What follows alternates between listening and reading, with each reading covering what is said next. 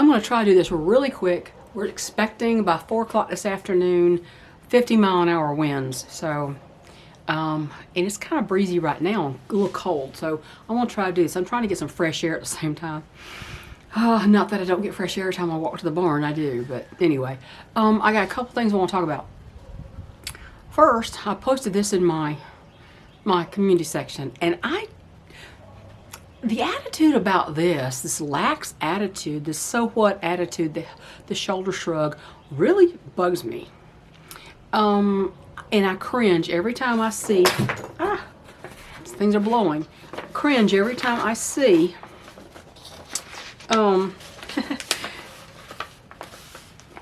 someone post about their Temu haul. You know, Temu.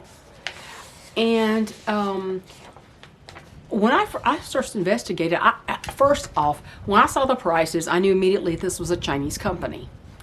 And I looked on their website, and it looks like they tried to get away with not showing that they were actually direct China company. And people are going, oh, look how cheap this is. Yeah, it's cheap. It's made in China. It's shipped from China. It is a Chinese-owned, CCP-owned company. Come on now. And I thought, and then you tell somebody, you know, that company is a Chinese company. Well, yeah, everything you get today is made in China. Is the flip attitude. I'm thinking, well, wait a minute now. That's a little bit different. Yeah, parts of things are made in China. I get that. And you're buying it through Walmart or wherever. But people are becoming hooked on this Temu thing. I think that's the point. But they're also using it to track everything you do. People say, well, Amazon does that too. Why don't y'all just settle down and think about this a little bit? They send spyware into your computer. They know everything. They know all your contacts and everything. Now, I don't know that Amazon does that. But this is nothing more, just like TikTok, than a Chinese spy app. That's all Temu is. I will never buy anything from Temu.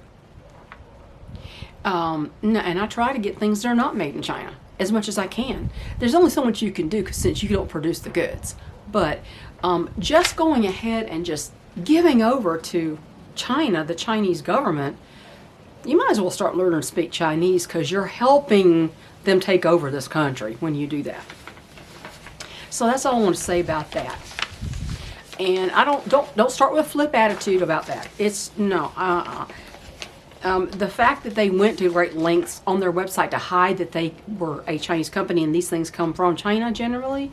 I mean, literally come directly from China. They ship from there. Yeah. Anyway, think about it a little bit before you give over to the enemy a little bit, you know. But I want to talk about the urgency of self-sufficiency. I was trying to make notes, and I have a little arm thing on this tripod, trying to get it to hold on to this, but I swear it's hard because it's windy out here. I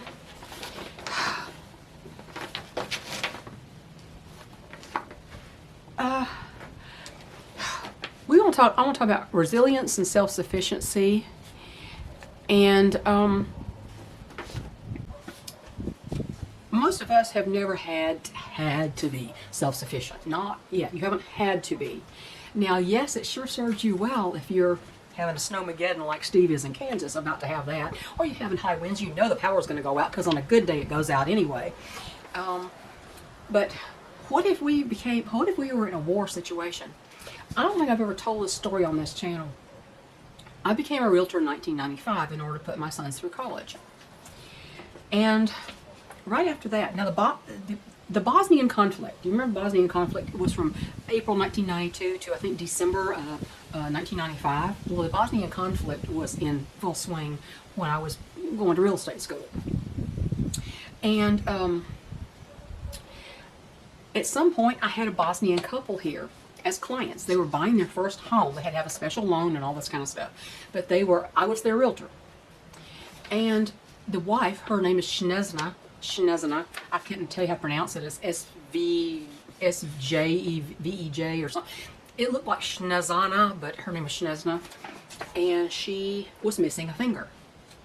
and she lost that finger during a bombing. She was caught up in a bombing and conflict in Bosnia. Super nice couple, humble, a pleasure to work with. They spoke English quite well. And as a citizen of the United States, it was really my first gritty real-life evidence of what a tragedy of war is. Yeah, my father had a cousin who went MIA in World War II. They never found his body. His wife had to declare him dead. I never met him, and so it didn't seem all that real, right? My adoptive father was in the Navy. He got to Pearl Harbor right after the bombing. My mother was in the Marines, and her first fiance was killed in that war. I actually have his picture on my mantle with hers. But seeing that lovely Bosnian woman's missing finger and trying to imagine the horror she experienced really struck a chord in me. Most people have never seen that. And not been that close to anything resembling a war conflict. I mean, just seeing the missing finger, it was interesting. Traumatic for her. But, resilience and self-sufficiency are so crucial, especially in a situation where your country is at war. When my husband became ill 3 weeks ago, he's still sick. He's under the doctor's care, but he's still sick, and I don't know what's going on with him. I still have the residual weird voice and congestion, and every once in a while I have a coughing fit. But for the most part, I'm on the tail end. I'm over it pretty much, except for this lingering mess that's holding on. But when we became ill, we didn't have to leave the house and expose other people to our illness. We had everything we needed here, including antibiotics, all the supplements, all the cool air vaporizer, the Oxine to put in it. Oxine, O-X-I-N-E. Some of you chicken people might know what Oxine is. We had the alternative meds in the Wuhan protocol because we didn't know what it was, right? And I still don't think that's what it was with me. My husband had the big C, the new big C, not what we used to call the big C, which was cancer, but he had that and pneumonia. I didn't go to the doctor. I don't go to the doctor. Unless I'm dying, I don't go. Or break a leg, I don't go to the doctor. But we had everything we needed here. And the urgency to be ready for future horrors is always with me. That urgency is always there, even no matter what's going on. And I had a crazy day this morning. I mean, I called my friend Rachel from the parking lot in front of Walmart, and I said, I have completely lost my mind. I've lost all my marbles. My brain is toast. It's fried. That was the second time I'd been to Walmart today, because the first time I went, I was supposed to return a couple of things, and then I had to go buy a few supplies. Well, I got all the way to Walmart, which is 14 miles away. The closest one is 14 miles. And I pulled in the parking lot and reached for my purse, and my purse wasn't there. I went, oh my God.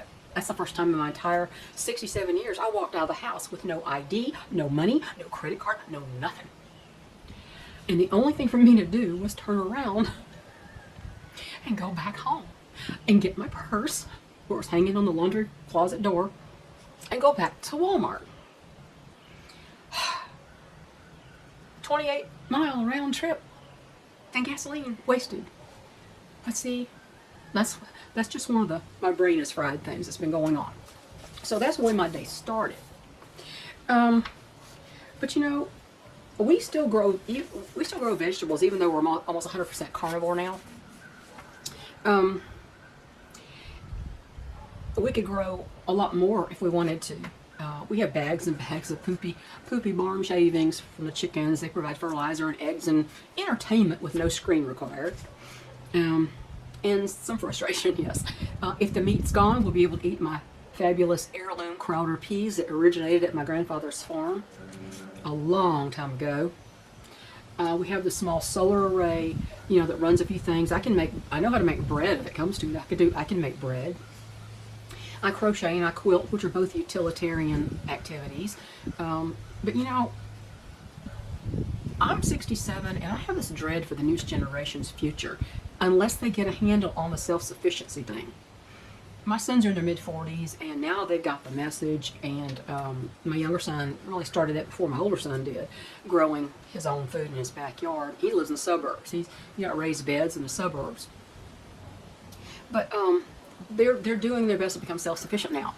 praise God. They were raised in cities and the suburbs and military bases because we couldn't put down roots for long for anticipation and being yanked out of there. But we all need to land sometime and send our roots downward to anchor our lives to the land.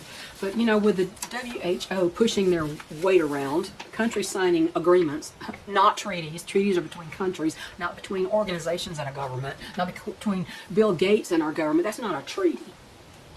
Calling it that is a way to skew the narrative, their direction. But countries are signing agreements to kowtow to the pressures of the WHO. I mean, to me, it feels like our citizens are being sold off like cattle at auction to the highest bidder. And of course, our current society seems to be addicted to connection.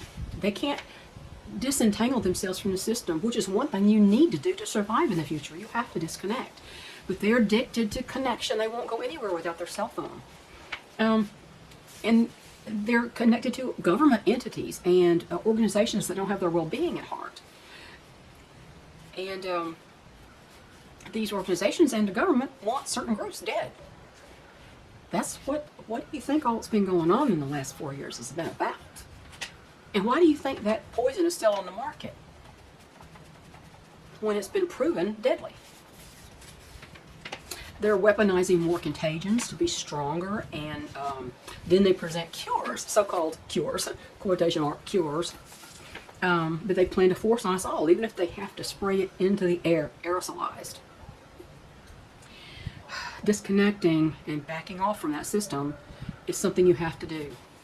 And you've got to resist tyranny at every turn. Knowledge is power. Keep learning. Keep standing for the truth. Keep seeking out the truth. That's resisting tyranny when you do that. But there may come a time, I'm phrasing it out here. There may come a time when in your gut it's time to be quiet, to be wise as a serpent, but harmless as a dove. You back away from the big fight that's been going on because at a certain point there's nothing more you can really do without drawing attention to yourself and your family. You've got to be strategic. Get dirt on your fingernails and learn to make tinctures and extracts from herbs that you grow. Rosemary Gladstar has an excellent book on how to make tinctures and salves and things like that for your own health in case you don't have access to the medical complex, which actually might be healthier overall anyway. In fact, I'm pretty sure it is.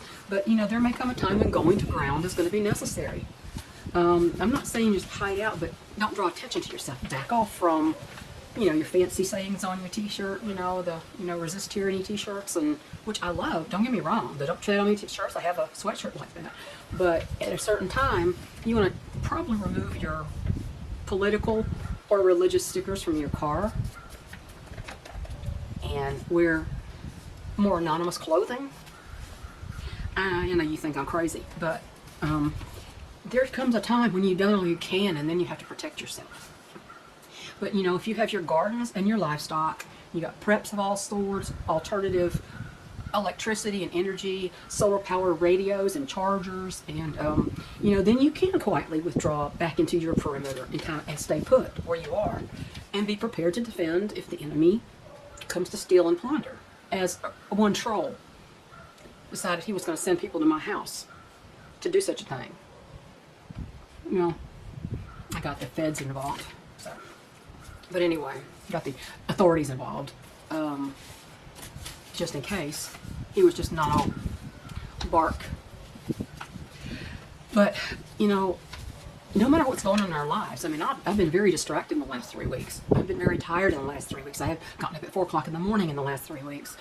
And I'm exhausted. But it's not over yet. And I have livestock to take care of. I have firewood to get up on the deck. So our wood stove can keep burning in case the 50-mile-an-hour winds take out our power. Which our power's not, it only runs a little electric heater. My furnace doesn't work anyway. My heat pump doesn't work anyway. But, I know this message is all over the place. But all these things have bearing on surviving, actually thriving. Your goal should be to thrive, not just to survive. You don't want to go eat sticks and acorns in the woods, do you? I prefer not to, especially as cold as it is right now, right? So, your goal should be thriving, no matter what kind of horrors take place outside your gate. So that's my business for the day, and I'm going to go inside because I am freezing. It is so cold out here. The winds are already picking up, and I got to get my chickens back in. So we'll catch y'all later, and it's always in the back of my mind and the front of my mind. Sometimes on the very front, but when things like this happen the last 3 weeks, sometimes it gets bumped to the back, but it's always there. It's always there. And yeah, so I'm gonna let you go, and I just hope I lose power, because I guess it's very inconvenient. I mean, yeah, I've got the backup system, but it's still inconvenient. So y'all take care. Please try to be well and be safe. Okay, bye y'all.